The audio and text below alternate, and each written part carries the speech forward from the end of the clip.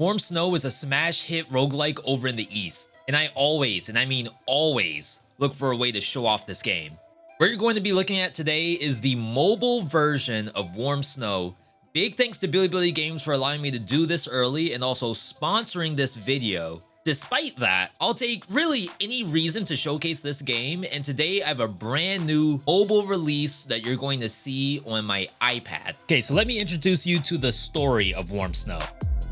In the 27th year of Emperor Long's reign, strange snows start to fall from the sky. People who inhaled the warm snow eventually lost their minds and became literal monsters. And your goal is to find the truth behind the warm snow through the onslaught of darkness and Cthulhu-esque monsters. The game takes place in a beautiful, dark Chinese fantasy setting. You play as Bayan, who is tasked to take down the leader of the 5 great clans who start this cataclysm that you're seeing right now.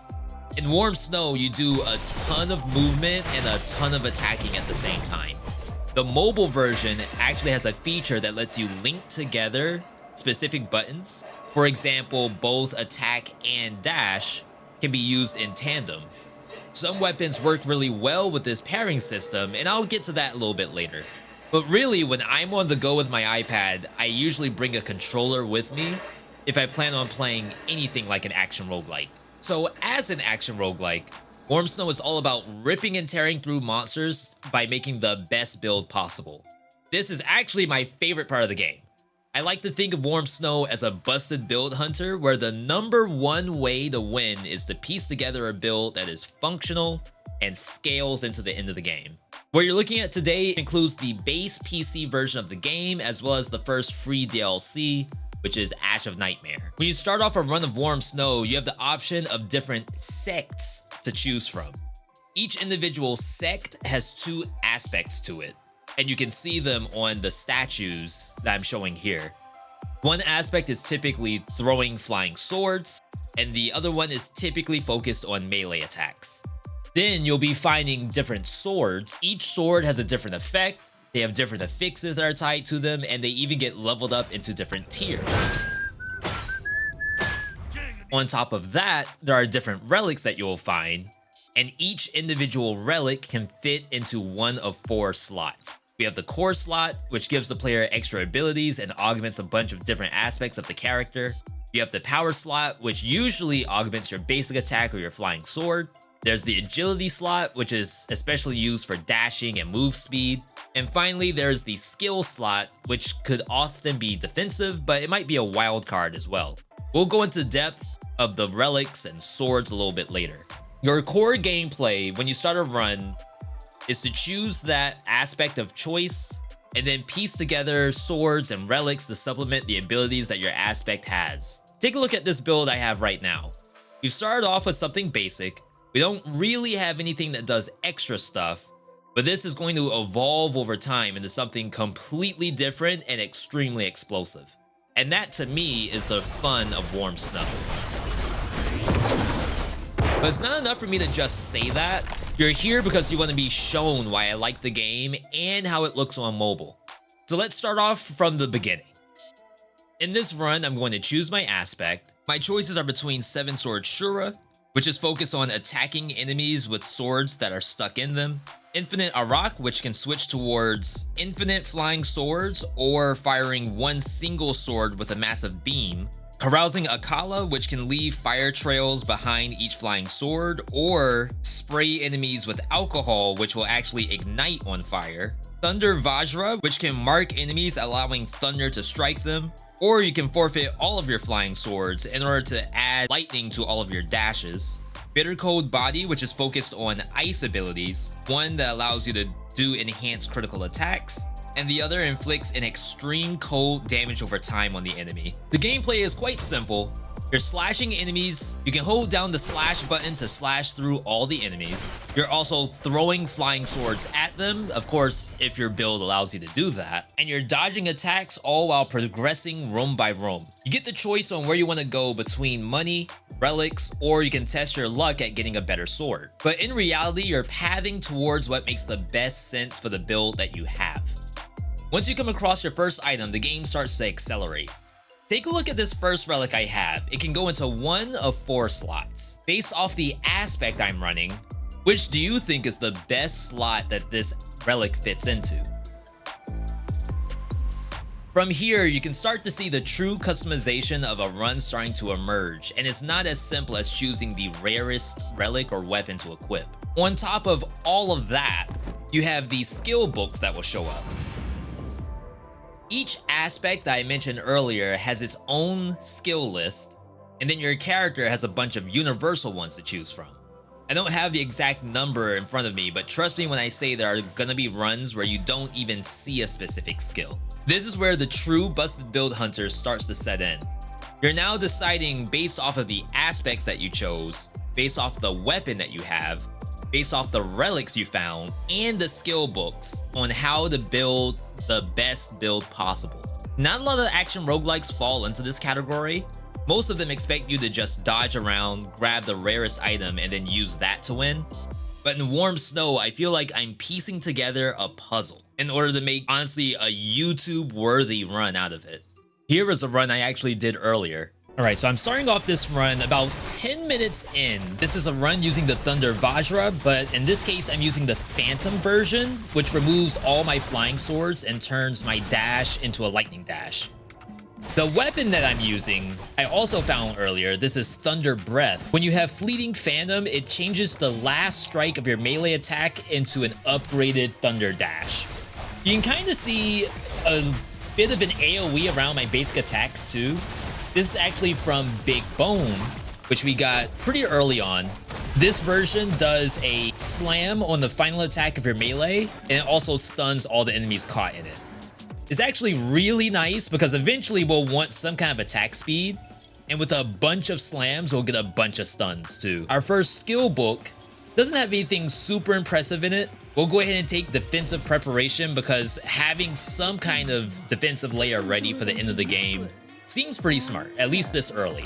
Once I made my way into the shop, Madam gave us a mechanical bazooka. This seems kind of weird because you're saying that we don't have a flying sword anymore, but this does a rocket upon dealing flying sword damage. Funny enough, the Thunder Dash is actually flying sword damage. And the game actually tells you that. That's the best part. So we know for a fact that we want to build towards Thunder Dash, which means we actually want flying sword damage. On the first boss, you can kind of see some of the Thunder Dashes at work.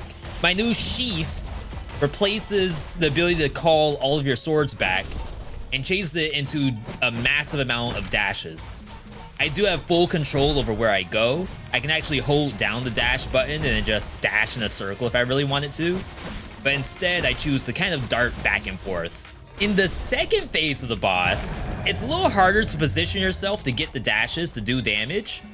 But if I hug the wall up top and just dart back and forth, you can kind of see it does do damage here. And you also saw the rocket come down from the sky. That's from the mechanical bazooka that we got a little bit earlier. The boss also does these room-wide AoEs, which is easy for us because all we want to do is dash anyway. Activate our special, dart back and forth. Dodge the fist, and that's a down hand. On the actual boss itself, it only has one thing I need to look out for, and that's the suck-in. So we just run away as fast as we can, go back in, launch our lightning strikes, and that's a dead head. So what do we get out of this? We have one sword, Snow Lotus. It does lightning damage. Legendary does more damage in general, but I think we're gonna go all in on the Thunder Breath. The skill book, however, gives us Enhanced Focus Thunder, Burst Stream, and Crackling Thunder. Now, I know that probably doesn't mean anything to you as seeing this for the first time. We know that we have Thunderclap already thanks to our sword. It also works in our Lightning Recall. Even without knowing what Burst Stream really does, we know that it actually works with the stuff that we picked up earlier. So I'm going to try to change the affixes on this using Attribute Refining. It costs me $100 a pop, but if I can hit lightning or flying sword damage, I'll be pogging. All right, melee attack speed's really good. Damage dealt, lightning damage. Pretty sure we hit the lotto here. So now in the second area, you can kind of see the dashes coming in. Every single bomb that you see, that is bazooka. Every time we dash through an enemy, there's a chance that bazooka activates. We found something called Saber Stone. This actually increases flying sword damage on just about every slot. The Evil Befall. So this area kind of sucks. This is a mini boss that will spawn, but also give you a reward, which is the skill book. You do want to fight these whenever you see them, but I can tell you right now, this is not a great enemy for my build. I have to dart around, so I'm wasting dashes when I really need them to dash the punch that this thing does. Once it's dead, we actually unlocked a new statue that I haven't shown you all before, but you'll see it once you have the game.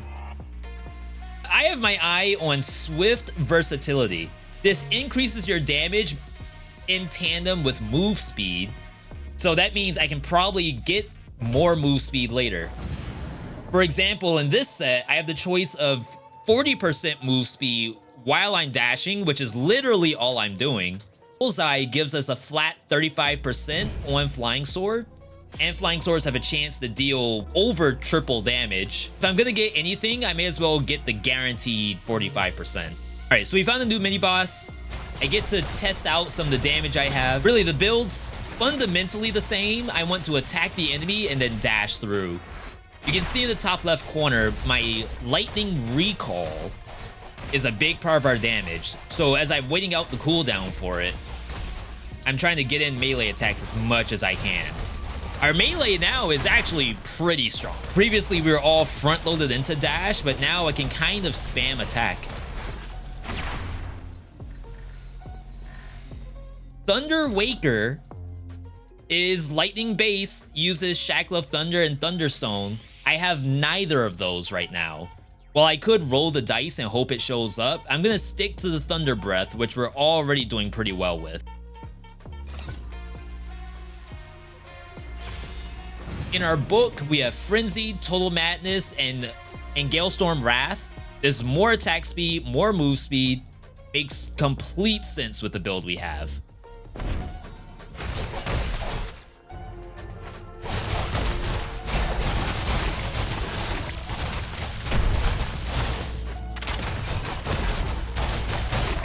In this chest, we got Tricolor Crystal. This thing's actually really cool because it's designed to be a hybrid between ice, lightning, and fire. If we can get some kind of other elemental ability, then we can actually increase the damage of lightning. And in the shop, Madam gives us some kind of ice ability called Perpetual Flow. This thing is guaranteed to give me some kind of ice damage. The question is, what do we replace for it? In this case, we decided to move the bone down. This does basically the same thing the bone does, which is Ice Slash on the final hit of your combo. So as I'm attacking the monster, you'll see the ice appear below its feet. And whenever this happens, I'm actually getting a boost on all my lightning damage for an X amount of time. Matriarch of the Crane is actually one of my favorite bosses. It has this really cool, almost MMO mechanic where it's putting these black holes on the field. And if you stack them in a terrible way, you're actually going to take a ton of damage because you're going to have nowhere to hide. So I try to put the fireballs in places that are mostly away from the boss, but I don't know where she's going to teleport to. She might teleport into the black hole. But once she's down, I only have to worry about these eyeballs to clear. In hindsight, I probably should have let the cutscene go through because it's actually pretty nice. But our build is really focused on dashing. Being able to dash lasers is basically build 101 for us. So we're able to clear out all of these eyeballs really easily, which is the only way to do damage during this fight. After the last eyeball is cleared, the black hole is destroyed, and we get blessed with what looks like a Thunderstone? Yeah, okay, so Thunderstone increases lightning damage, again, in various ways. I think in this case, we'll probably swap out the bone. We'll keep Saber Stone, because we know we want Saber Stone for flying sword damage. The book that we found actually has a lot of cool stuff in it. The Furious Thunder is a massive amount of lightning damage at a 15% chance. Because I'm constantly just spamming dash through the monster and doing lightning damage that way, I think it's easy to proc Furious Thunder, and it should do a lot of damage now. Now at the blacksmith, because we're all in on Thunder Breath, I'm gonna try my absolute best to rank this thing up. There is a level above legendary. Okay, here we go. Mythic level Thunder Breath. This actually does the same thing where we get the last strike of our melee does an enhanced dash, but now all of our melee attacks have a chance to just give us enhanced dash. So in the new area, as soon as we see that slowdown effect, we have enhanced dash. That's basically the same thing as my lightning recall, which gives us enhanced dashes for an X time. But now, as soon as I see this proc activate, I can just start dashing. What's also really cool is that I have a skill where if I don't swing my sword for 4 seconds, my first slash is bigger and does more damage. You'll see kind of when I go into new areas that my first attack is this giant wave that comes out. Second Saber Stone, also legendary version. We have to get this thing in somehow. Now I'm thinking that perhaps the tricolor has to come out. Obviously the ice ability is a little weaker here, so let's just take that out first. And then eventually the tricolor crystal is going to come out too. So in the new area, we get to flex out some of our new damage. It's really fun being able to just dash through the enemies. There's so many different builds in Warm Snow. Some that are throwing flying swords, some that are melee focused. This one happens to be dash focused.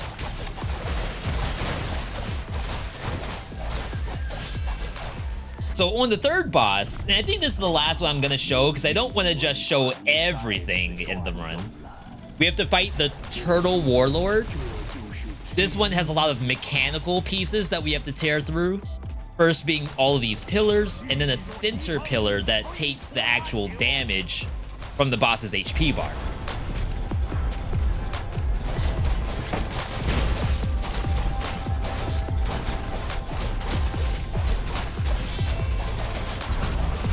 There's also a ton of hazards on the map too. You saw many tornadoes that you have to deal with. And after each phase, 4 total, there'll be new elements that are added in. You might see bubbles, you might see earth spikes, you might see fire. There's lots of different things going on in this fight. Second phase, however, is perhaps my favorite fight in the game. This is almost like an MMO boss. You have one hurt box that you're able to interact with, but at the same time, you have all of these attacks going off. 4 different hands, plus the laser eye in the center. Again, my build is mostly focused on dashing, so it's kind of hard to dash through the gem in the center, but luckily we've scaled up our basic melee damage too, so now I can actually do melee whenever I need to.